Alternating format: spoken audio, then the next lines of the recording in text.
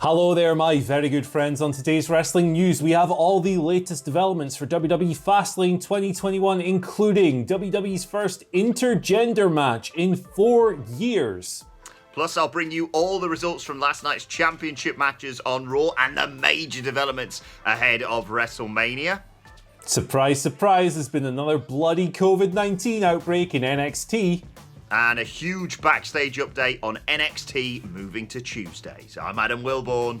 And I'm Andy Murray. And this is the news.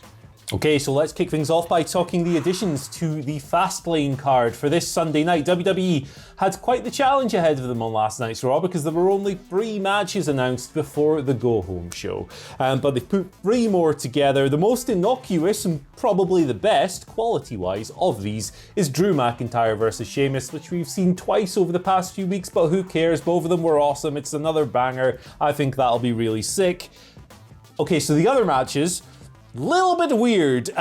First of all, we're getting Shane McMahon versus Braun Strowman. That was a match that many people had pegged for WrestleMania 37, but it looks like we're getting it at Fastlane. This comes after stuff happened and Shane turned into Pat Sharp on Funhouse and covered Braun in gunge and accepted the... I'm not going to give you the whole play-by-play. Those are the key details. It was kind of rubbish. But on top of that, weirdly, WWE have just booked their first intergender match since Becky Lynch kicked the crap out of James Ellsworth back in 2017. On the card, we have Alexa Bliss versus, I was going to say Braun, that would be weird, versus Randy Orton. Now, I say on the card because it's probably not going to be a match, right? Alexa Bliss is probably not going to wrestle Randy Orton. There's probably going to be some shenanigans, some fiend stuff, some goo out the mouth, some possession, all of the things you've come to associate this feud with, maybe leading to the return of the Fiend because we think we're getting Bray Wyatt versus Orton at WrestleMania. So, but that's the headline, man. That's the big one coming out of last night's Raw and going into Fastlane. An intergender match has been booked. It's not something WWE obviously do a lot of, but this storyline thus far has been pretty unconventional. So, here we are. The Fastlane card is a curious blend of really good and really strange, but that only makes me more excited to watch it. I like the fact you said it looks like we're heading towards Wyatt versus Orton at WrestleMania. We bloody well better. They've been teasing it for about 5 months. No idea what to expect from this. I sense we're actually not going to get a proper match, of course, between Alexa Bliss and Randy Orton. I severely doubt you're going to see him putting her in a chin lock and putting her head off her shoulders. In reality, this is probably going to be the moment we get the return of the crispy Fiend who got burnt to death, of course, at TLC. Talking about the other matches, I thought they were going to do Drew versus Sheamus for the right to face Bobby Lashley at WrestleMania. Instead, they just opened last night's Raw and went, yep, Drew's facing Bobby at WrestleMania, and this is just another fun match. Like you say, the last 2 have been absolutely excellent between them. Oh, I'm going to have to talk about this Shane thing, and I apologise to whoever's editing this today. Is it Ben Roy? Just good luck, everyone, because, I hate this feud between Shane McMahon and Braun Strowman. It is awful. They played hopscotch last night. I genuinely haven't seen anyone play hopscotch in the 21st century, and Shane did that because he's like, oh, you're a dumbass, Braun, basically. He baited him, and then he got attacked by Braun. Braun went to do his woo-woo, Braun Strowman Express, and then he just twatted him with a camera, Shane this is, hit him multiple times with it, and did his silly jumping off the top rope in through the table that's at ringside thing, and then just inexplicably had 2 pots of Get Your Own Back branded Dave Benson Phillips gunge to pour all over him, as if that... What? Oh my God, it was awful, this, Andy. And if you want to know my in-depth thoughts on this, spoiler, they're not very high, you can check out the Raw Ups and Downs article, which will be on the website within the next few hours. Man, this was a thing and it happened. Either way, I'm looking forward to Fastlane. It could well be my favourite pay-per-view of the year, and that has nothing to do with the fact that because of the new time difference, it's going to start at 11 p.m. here in the UK. It's actually a reasonable time for it to start, ladies and gents. Join us for the live stream for that on Sunday night, of course. But let's talk a little bit about the rest of Monday Night Raw, because I actually quite enjoyed it as a show. There was some good matches. There was some good WrestleMania developments. Asuka came back. Thank goodness she's got over the whole concussion protocol and she just kicked the crap out of Shayna Baszler. Although, should she be doing that as Shayna Baszler's a tag team champion, and you could have had one of the best feuds of all time between these two. Nah, bollocks to all that. We don't like them. Oh, hasn't Lacey Evans got big boobs? Right, so let's talk about the championship matches. Matt Riddle retained in his match against Mustafa Ali because they're one of the worst stables of all time. But there are new tag team champions. The New Day defeated the Hurt Business, pinning Shelton Benjamin to win back the Raw Tag Team Champions. I think they're like 11-time tag champs now.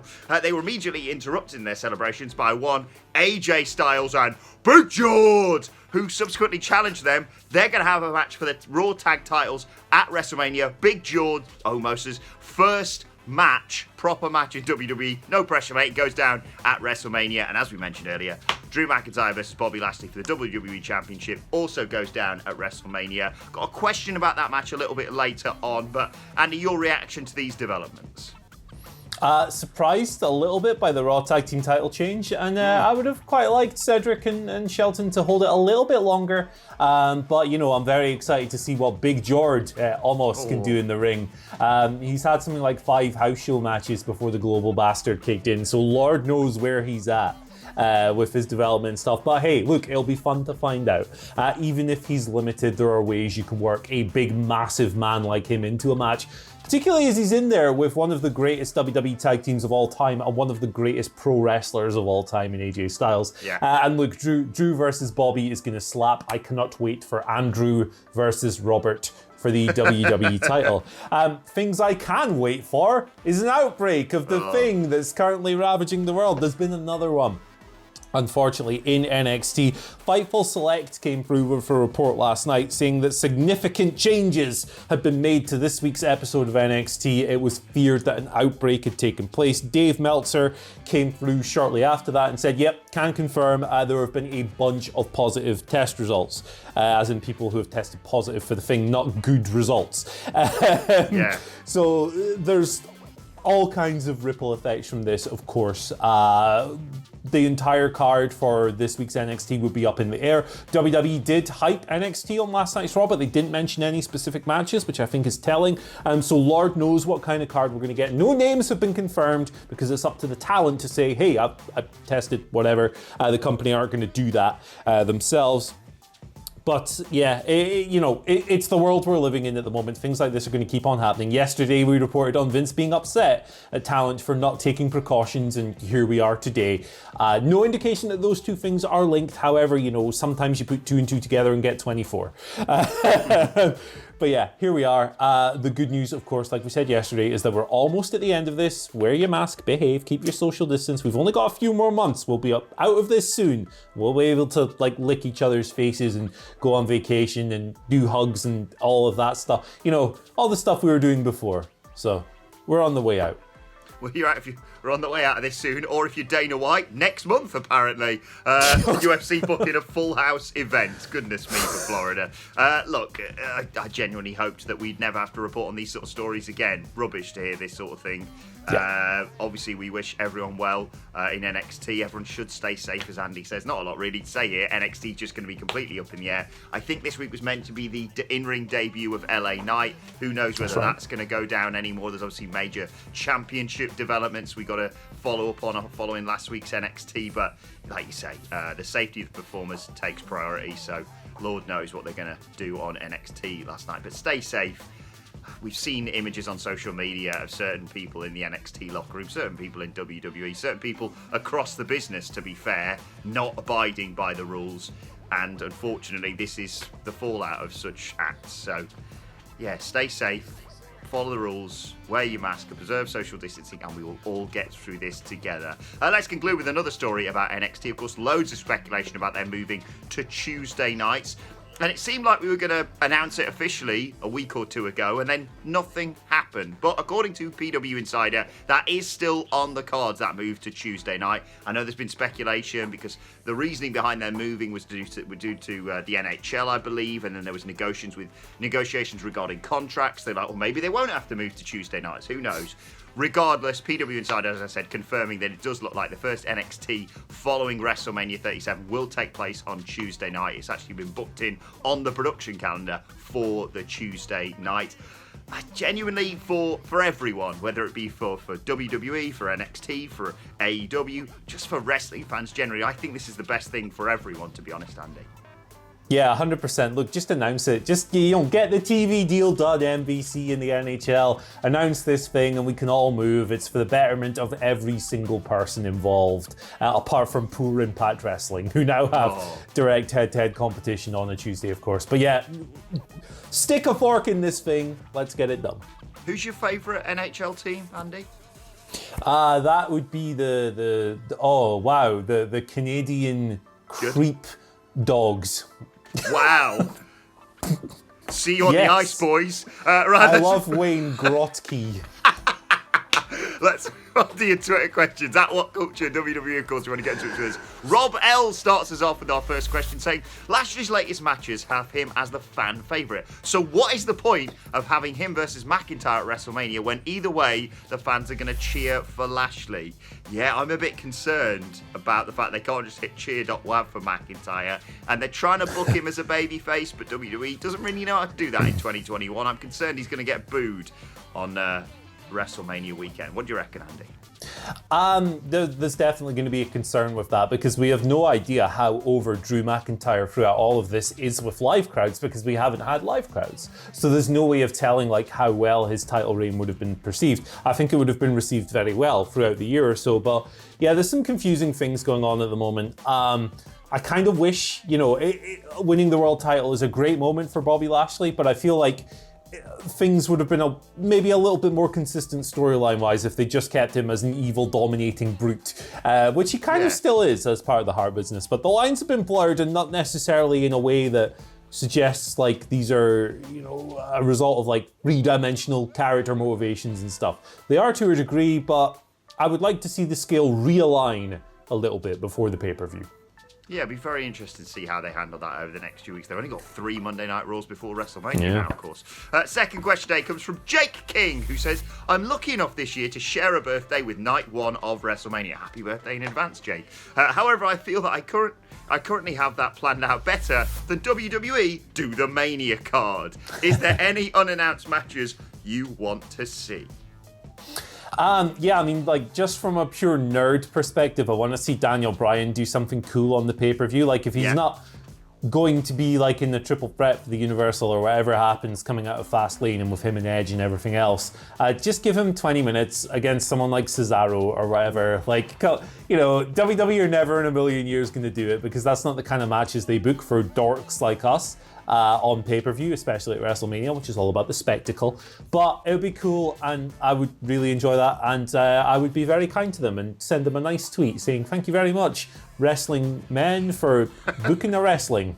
Yep. Yeah, Sid said to me yesterday, book Daniel Bryan versus Chad Gable for WrestleMania, and I've not been able to get it out of my head since. Other matches, I've said this loads, so I'm just going to mention it again. Now Asuka's back, Raw Women's Championship, triple threat, Asuka versus Charlotte Flair versus a debuting Rhea Ripley, because there's so many great storylines into there, and we get Asuka versus Rhea Ripley as well. And finally, bit of a banter match. You obviously saw Riddle retain his United States Championship match. No real question marks as to, no real answers as to who he's going to face at WrestleMania. So let's just have him, RVD, in a 4:20 match. It's 4 minutes and 20 seconds, and if you don't score the fall, then Riddle retains. Weed. There you go. That's what they're always trying to say with him. That's all. Hey, he's a stoner. Yeah, we get it, okay? Although I did like him riding around on his little scooter in between Mustafa Ali and Reggie last night. Final question today comes from Angela Dawn, who says, if you could create a Mount Rushmore, God, no pressure, for wrestling themes, which 4 themes would you choose? I think we take two each here, Andy. We'll alternate. You go first. Steve Austin, obviously. Yeah. Glass shatters, iconic. I have to pick my favourite wrestler, my favourite wrestler's theme, and that is The Rock, of course. Oh, fair play, fair play. The NWO theme, for reasons that I will not go into. No, oh God, no pressure. I mean, you could go, we were talking before, like, you could go Bret Hart, you could go Hulk Hogan, Ric Flair. It's a tough one, man. Right to censor. Right, let us know your thoughts on the best wrestling themes. Actually, no, come on, be serious. X Factor. Yo, you dealing with the X Factor? Somewhere. I wanna go back there. You know the X Factor. Let us know your Mount Rushmore of wrestling things in the comment section below. And we'll finish with today's, and finally, a Mick Foley's had a shave! He posted a great tweet overnight. Basically, he'd been filming his A&E biography, and he's, after that, shaved off his Santa beard. He's got a tight cut. He looks in fantastic shape. Great to see him. Friend of the channel, of course. He's got those Mr. Socko masks that raise money for the Cauliflower Alley Club. And guess what? They were made by our very own Phil Chambers. Go and buy them. Go and support him. But great to see Mick Foley looking well, Andy. Yeah, absolutely. Happy, healthy, and I'm sure relatively wealthy. That just rhymes. I've just made that up. That's there nice. Fresh. Yeah. And check out his biography when it goes out. I think he said in June. Right, let's know your thoughts on that and all today's news stories in the comments section below. Don't forget to like, share, and subscribe. And subscribe to What Culture Wrestling on either iTunes, Spotify, wherever you get your podcasts from. For daily wrestling podcasts, myself and the Daddy Boys sitting down to review Monday Night Raw a little bit later on today. You can also let us know your thoughts and Twitter questions on Twitter at WhatCultureWWE. Watch there, follow both of us. You can follow Andy Murray at Andy H. Murray. The H stands for Happy Birthday, Henry O'Godwin. Oh. Yep. Yeah. Remember when they slopped Triple H and pig stuff? Yep. Let stop it. Happy birthday, Henry. Happy birthday, mate. Let us know your thoughts on his birthday in the comments as well. Follow me on Twitter at WhatCulture. That's not me. I'm Adam Wilborn. At WhatCultureWWE is all of us. Don't forget to join Simon Miller and Big E tomorrow afternoon / evening, depending on where you are in the world, for that brilliant live stream. They're playing computer games. They're raising money for our Heroes Rock. Do join them for that. But for now, my thanks to Andy Murray. Thank you for joining us, and we will see you soon.